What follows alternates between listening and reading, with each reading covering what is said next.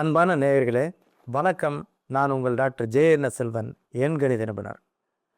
பல விஷயங்களை பல முறை நம்ம பல சேனல்களில் பகிர்ந்து கொண்டுள்ளோம்.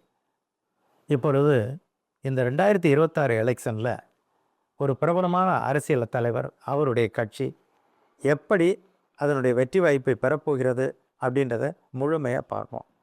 இயற்கை தனக்கு அளித்த வரத்தை, தரமான வாய்ப்பை பயன்படுத்திக்கிறாம தட்டி கழிச்சிடறாரு இவர்.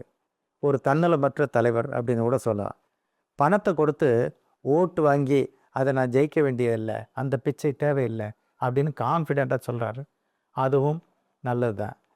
இவர் மனம் சாய்ந்தால் 25 எம்எல்ஏக்களை கூட இந்த 2026 எலெக்ஷனில் பெற்று சட்டசபைக்குள் நுழைய முடியும் என்பது திண்ணம். ஆனால் இவர் மனம் சாயவில்லை, தனித்துத்தான் நிற்பேன் என்கிறார். தனக்குள் உள்ள தனித்துவமான பல சிறப்புகளை கொண்ட ஒரு நல்ல மனிதர் அப்படின்னு கூட சொல்லலாம். நாடு நன்றாக இருக்க வேண்டும், எல்லா உயிர்களும் இன்புற்று வாழ வேண்டும் அப்படின்னு சொன்ன வள்ளல் பெருந்தகை போன்று இவர் ஆடு மாடு, மனிதன், கடல், பனைமரம், செடி கொடி, இப்படி எல்லா உயிர்களுக்கும் நன்றாக இருக்க வேண்டும் கூறி மாநாடு போட்டுக்கொண்டே இருக்கிறார். இதுவும் அவருடைய ப்ளஸ் பாயிண்ட் என்று அவர் சொல்கிறார். தனது தனி திறமையால், உண்மையால் மகிடி ஊதி பாம்பை அடக்குவது போல மக்களை அடக்கி எல்லாரையும் இவர் பேச்சை கேட்க வைப்பது போன்று கேட்க வைத்து கொண்டிருக்கிறார். அதில் மாற்றமில்லை. ஆனால் இவரெல்லாம் ஓட்டு போடுவார்களா என்பது ஐயப்பாடாகத்தான் இருக்கிறது.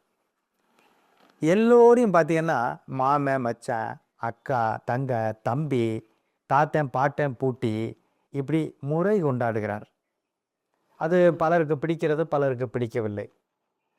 பலவிதமான விமர்சனங்களை அவ்வப்பொழுது சந்தித்தாலும் கூட எதற்கும் அஞ்சாமல், அதாவது தன்னை எதிர்ப்பவர்களுக்கோ, சட்டத்திற்கோ, திட்டத்திற்கோ, காவல்துறைக்கோ யாருக்கும் அடங்காமல் சவால் விடும் திறமையாளர் இவர். அகில உலகத்தில் வாழும் இலங்கை தமிழர்களுக்கு இவர் ஒரு இயல்பான ஒரு நல்ல மனிதராக தோன்றுகிறார். அவர்களிடம் விசாரிக்கும் பொழுது இவரை மிக அற்புதமான மனிதர் என்று கூறுகிறார்கள். நம் தமிழகத்தைச் சேர்ந்தவர் ஒருவரை இலங்கை தமிழர்கள் பாராட்டுவது மிகவும் சிறப்பான ஒன்று தான். ஒரு காலத்தில் கலைத்துறையில் கலக்கியிருக்கார். அதாவது சினிமாவில் நடிச்சிருக்காரு, டைரக்ட் பண்ணியிருக்காரு. ஆனால் அதே துறையிலிருந்து வரக்கூடிய அரசியல்வாதிகளை இவரெல்லாம் கூத்தாடிகள் அப்படின்னு வசையும் பாடுவார். கடவுள் மறுப்பாளர்களால் தூற்றப்பட்டாலும் கூட ஆன்மீகவாதிகளால் போற்றப்படுகிறார் இவர். அதுவும் இவருக்கு ஒரு சிறப்பு. தமிழ்நாட்டில் உள்ள 234 தொகுதிகள்லையும் அது பூரா ஏம்பிட்டுதான் அப்படின்னு அதற்கு இணங்க எவருடன் கூட்டு சேராமல் நான் தனித்துத்தான் நின்று வெற்றி பெறுவேன் அப்படின்னு ஒரு கான்ஃபிடெண்ட்டாக இருக்கார். அதுவும் ஒரு பாராட்டுதற்குரியது தான். அரசியல்வாதிகள் மத்தியில் தலைமைத்துவம் என்றால் அப்படின்னு ஞாபகம் வர்றது பார்த்திங்கன்னா திரு அண்ணாதுரை, திரு கருணாநிதி, திரு எம்ஜிஆர், திரு காமராஜ், அம்மையார் ஜெயலலிதா இவர்கள் மாதிரி ஒரு தலைமைத்துவத்துக்கு உரியவர்கள் போன்று இவரையும் தலைமைத்துவத்தை கொண்டாடுபவர்களுக்கு இளைஞர்கள் நிறைய இவர்கள் பின்னால் போகிறது ஒரு நல்ல சிறப்பான ஒரு விஷயந்தான். மக்கள் மத்தியில் இவ்வளவு பாசிட்டிவ் நிறைந்த இவர் வரும் 2024 தேர்தலில் 234 தொகுதிகள்லையும் தனித்தளம் கண்டு வெற்றியை பெற முடியுமா அப்படித பார்த்தா அவர் பிறந்த நாளை ஆய்வு செய்து நியூமராலஜி மூலம் அறிவார்ந்த தமிழ் மக்களுக்கு இதை நான் சமர்ப்பிக்கிறேன். அவர்தான் சீமான் என்ற அரசியல்வாதி. சீமானுடைய பெயரை கூட்டி பார்த்தோம்னா 23-5 அருமையான எண், மக்களால் விரும்பப்படக்கூடிய ஒரு எண், அதில் மாற்றமில்லை. இவருடைய பிறந்த நாள் பார்த்தீங்கன்னா 8/11/1966. இந்த பக்கம் 8 இருக்குது, அந்த பக்கம் 5 இருக்குது. இதுவும் வெகு சிறப்பு. இந்த 8க்கு சீமான் அப்படின்னு பப்ளிக்கு கொடுத்த பேர், அவருடைய பேர் வேற இருக்கலாம். ஆனால் சீமான் அப்படின்னு பொதுமக்களுக்கு அறிவித்த பேர் 23. இந்த 8ஆம் எண்ணுக்கு ஏற்ப அது 5ஆம் எண்ணில் இருக்கிறது. ஒரு அளப்பரிய ஆற்றல் மிகுந்த ஒரு எண். கட்சியினுடைய பெயர்ன்னு பார்த்தீங்கன்னா நாம் தமிழர் கட்சி. இது 43 7ஆம் எண்ணில் வரும். இந்த 7 அப்படின்னால சாக்ரிஃபைஸ் தான், தன்னை ஒப்பு கொடுக்கக்கூடிய ஒரு எண். அது 25 ஒப்பு கொடுத்த ஜீசஸ் பிறந்த நாள் பார்த்தீங்கன்னா 25 நாள். அது மாதிரி இது பிறருக்காக அர்ப்பணிக்கக்கூடிய ஒரு எண் தான். இவர் வந்து பார்த்திங்கன்னா சிவகங்கை மாவட்டத்தில் இளையாங்குடிக்கு பக்கத்தில் அரணையூர் அப்படின்ற ஒரு குக்கிராமத்தில், சின்ன கிராமம், 40-50 வீடுகள் தான் இருக்கும். அந்த ஊரில் பிறந்தவர். சினிமா டைரக்டர், நடிகர், அரசியல்வாதி அப்படின்னு பல அரிதாரங்களை இவர் பூசிக்கொண்டு மக்களுக்கு தன்னை தெரிவித்து கொண்டார். எவரையும் பின்பற்றாமல் தனக்குன்னு ஒரு தனி பாதையை வகுத்து கொண்டவர் இவர். அந்த திறமை அவருக்கு மிக அதிகம். யாரையும் ஃபாலோ பண்ணிப்போம், அந்த கட்சிக்காரரை பண்ணேன், இந்த கட்சிக்காரரை பண்ணேன், இந்த தலைமை ஏற்றேன் அப்படின்னு இவர் போக விரும்ப மாட்டார். இவர் கட்சிக்கு வர்ற தேர்தல் தேதி வெற்றிக்கு வழிகாட்டுமா அப்படின்றத பார்ப்போம். தேர்தல் நாள் வந்து பார்த்திங்கன்னா 23/4/2026. இந்த 23/5 இவருடைய பேருடைய கூட்டுத்தொகை போன்று வருகிறது. அது ஒரு சிறப்பு. பின்னால் கூட்டி பார்த்தா 23/4/2026 19 1 கலந்த 1ஆம் எண். இந்த 1ஆம் எண் வந்து இந்த 8ஆம் எண்ணுக்கு அவ்வளவாக ஒத்துப்போவதில்லை. அது ஒரு மைனஸாக இருக்குது. தேர்தல் தேதியே இவருக்கு மைனஸு.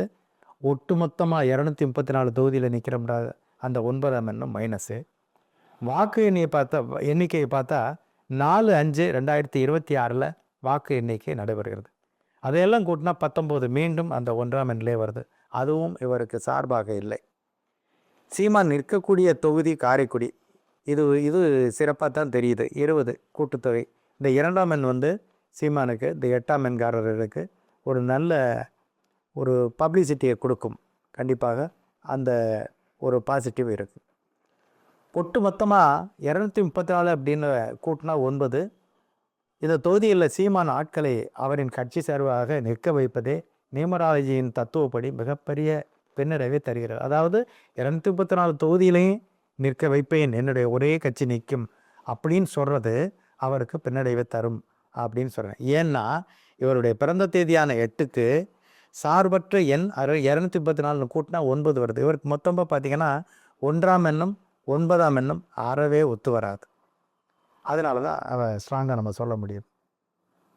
தேர்தல் நாளுடைய கூட்டு எண் வந்து 1. அதுவும் அவருக்கு சரியா இல்லை. வாக்கு எண்ணிக்கையினுடைய நாட்களினுடைய கூட்டு எண்ணும் 1. இதுவும் அவருக்கு சிறப்பில்லை.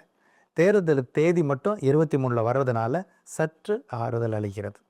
இதனால் ஒவ்வொரு தொகுதியிலையும் குறைஞ்சபட்சமாக, அதாவது நம்ம வந்து அவரை எப்படி எடுத்துக்கிட்டோம்னா அவருடைய பிறந்த தேதி, அவருடைய பெயருடைய எண்கள், இந்த நியூமராலஜியினுடைய தத்துவப்படி தான் நம்ம பேசிகிட்டு இருக்கோம். யாரும் நமக்கு வேண்டியவரோ வேண்டாதவரோ இல்லை. அனைவருமே நமக்கு வேண்டியவர்கள். எல்லோரும் தமிழ்நாட்டில் இருக்கக்கூடியவர்கள். இதனால் ஒவ்வொரு தொகுதியிலையும் குறைஞ்சபட்சமாக 7,000 13,000 ஓட்டுகள் வரை இவர் தன்னுடைய வேட்பாளர்கள் மூலம் பெற முடியும் அப்படின்றது எனக்கு தெரியுது. ஏன்னா இந்த 23 அப்படின்ற இந்த தேர்தல் தேதி அவருக்கு இந்த வாக்குகளை வாங்கி தரும். சீமான் வந்து சற்று சிந்தித்து செயல்பட்டிருந்தால் 17 23 எம்எல்ஏக்களை இந்த எலெக்ஷன்லேயே பெற்றிருக்க நிறைய வாய்ப்பு இருக்குது. ஆனால் அந்த பிறந்த தேதி அவருக்கு தர தயாராக இருந்தும் கூட அதை அவாய்ட் பண்ணியிருக்காரு. அது அவருடைய சொந்த விருப்பத்தை பொறுத்து. இதனால் என்ன ஆகுது அப்படின்னா, தொண்டர்கள் துவண்டு போகாமல் இருக்க வேண்டும். தொண்டர்கள் நிச்சயமாக துவண்டும் வாய்ப்புகளை இந்த எலெக்ஷன் அவருக்கு கொடுக்க நிறைய வாய்ப்பு இருக்குது. மொத்தத்தில் தொண்டர்களை துவண்டு போகாமல் இவர் இருக்க வைப்பதற்கு முயற்சிக்க வேண்டும். 234 வெரி ரேர். இவருக்கு கிடைக்க வாய்ப்பு ரொம்பவே குறைவாக இருக்குது. நாம் வந்து இவரை பற்றி இவ்வளவு விமர்சனங்கள் சொன்னது இவர் பேரில் உள்ள அபிமானமின்மை அப்படின்றதெல்லாம் இல்லை. நியூமராலஜி படி சொல்லியிருக்கோம்.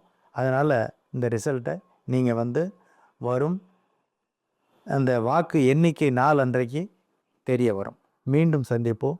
நன்றி, வணக்கம்.